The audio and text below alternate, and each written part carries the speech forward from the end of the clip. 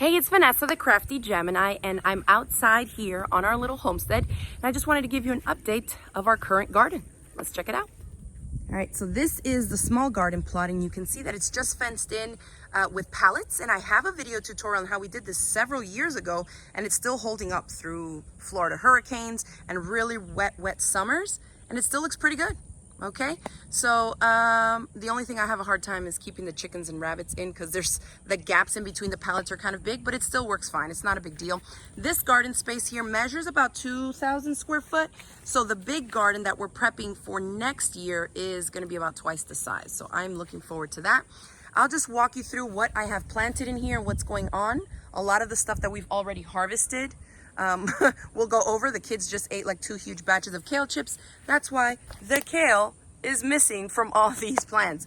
But I'll walk you through. You can also feel free to follow me on Instagram, where I share a lot of video clips and pictures of the garden progress almost on a daily basis. So I'll include my handle here and where you can find me on Instagram under Crafty Gemini. All right, so let's start here. This might not look like anything, but there's hay covering here. I have this entire row planted with like 22 seed potatoes. So potatoes will start to break through here, and we'll keep mounting them up with the hay. We put those in last month, so we still got a bit to go on that. Here we have cabbage, and I plant an early Jersey Wakefield variety. So you can see that it's starting to kind of build up in the center here like a regular cabbage head. It's getting kind of warm here, so I don't know if these will give me a full head of cabbage, but we shall see. This is red acre cabbage. This one here. This, I can't recall. I don't know if it's broccoli or cauliflower. I'm pretty sure it's broccoli. It's a little late in the season, but we had the start, so we went ahead and planted them anyways. Here I just have some mustard greens, what's left. These have been in the ground since fall, so we've been harvesting from them. This is some bok choy that we have. This is, I want to say it's broccoli. And then more bok choy. This is Japanese giant red mustard greens. These things grow here with like 0 effort. They're quite strong. They taste like pure wasabi.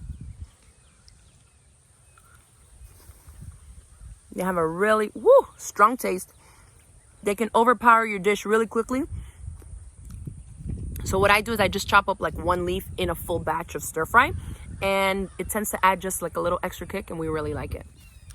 So here we had planted blue curled Scotch kale or something. It has like 5 different names, but blue curly Scotch kale. The kids harvested it all yesterday for a salad for dinner and for their kale chips earlier in the day. So those are all gone, but I'll insert a picture there so you can see what that kale looks like. Here we have more red acre cabbage, so red cabbage.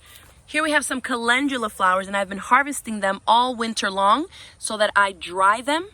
And then maybe I'll do a video tutorial on what I do with the dried calendulas, because I use them a lot in my soap making and my salves. And you can see how many blooms it has here. So many more new flowers about to come up, and I'm going to harvest these ones that are fully open. Another little calendula plant here. More red acre cabbage. I had Swiss chard planted here, but it looks like somebody stepped on it. Oh well, it happens, especially when they're younger baby plants. Here we have some more of the Japanese giant red mustard greens. You see what I say? These things grow like crazy here. Then we have red Russian kale. These older leaves gotta go. But the kids harvest a lot. This is a more mild and tender variety of kale. It's not as hard as like the dino kale or lacinato kale. So we like to eat this one a lot in raw and even in salads. But those have been in there forever too, since October, so they're kind of cached.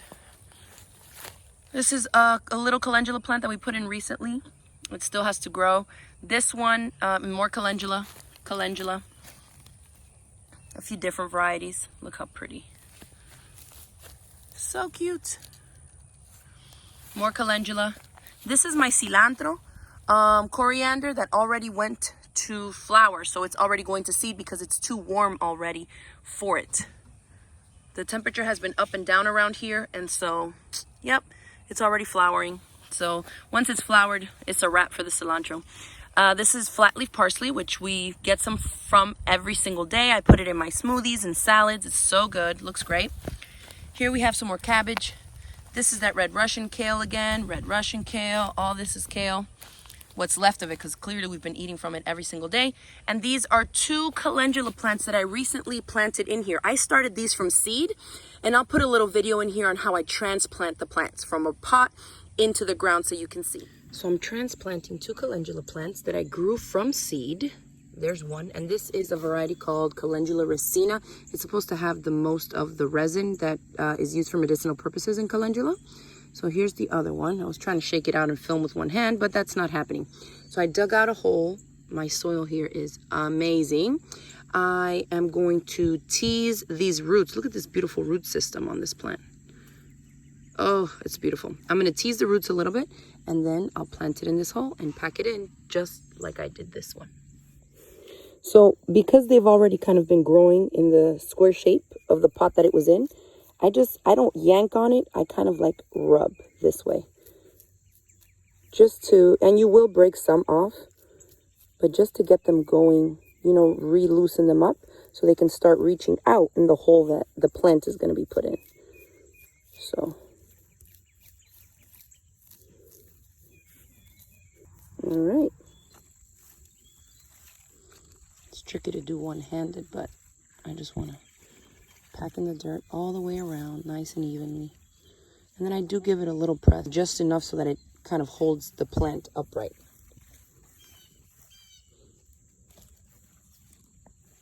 All right.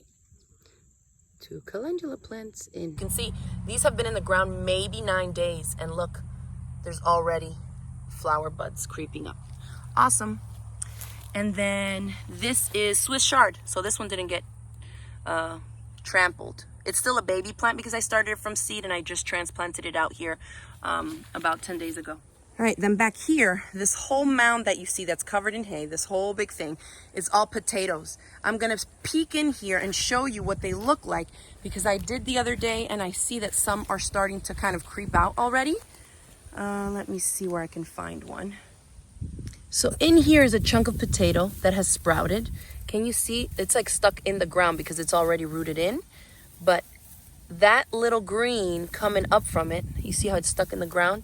It's throwing up the little sprouts that will grow into the big tomato plant, potato plant. And here we have an amazing green. This is called Tokyo Bacana. It is surprisingly a mustard green. Everybody thinks it's like a butter crunch lettuce, but it's not. But it is so mild of a green and it can withstand some heat. So it's about the only lettuce I can grow here really for me. If I put it in full sun, it's just way too hot even in the winter for me to grow lettuce at least. Oh my gosh, it tastes so good. And it's so mild that we use it as a lettuce, and I love that it can stand some heat. So Tokyo Bacana, I'll include the name and a link here for those of you that live in warmer climates and want to give it a try. Super, super yummy. All right, then on this side, we have our strawberries.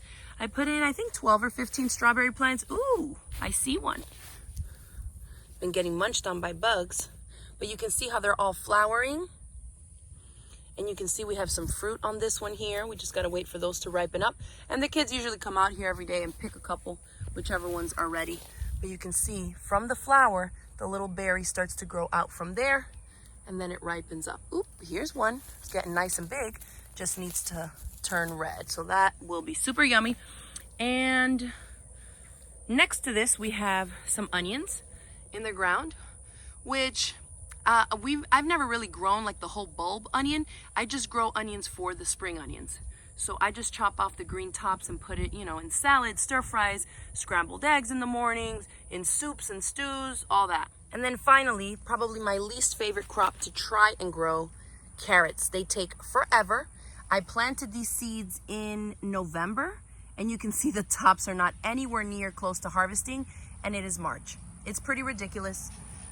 It takes forever, and I need to go ahead and start the seeds in the ground earlier than I did. It needs to be in really like in September, October at the latest, I think, for our area.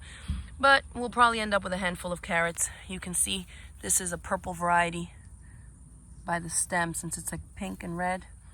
This will be a cosmic purple, I think, is that purple variety that I planted here.